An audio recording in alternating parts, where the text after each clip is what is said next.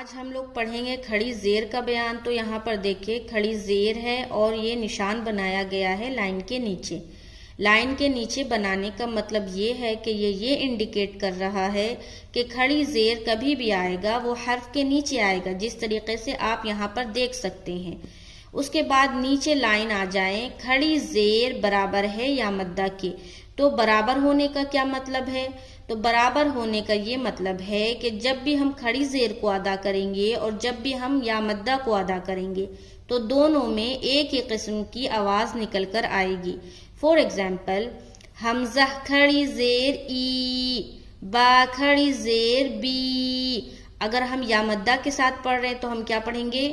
حمزہ یا زیر ای، با یا زیر بی۔ تو دونوں میں ساؤنڈ بی بی بی ہی آ رہا ہے نا، الگ تو نہیں آ رہا۔ تو یہی مطلب ہے برابر ہونے کا۔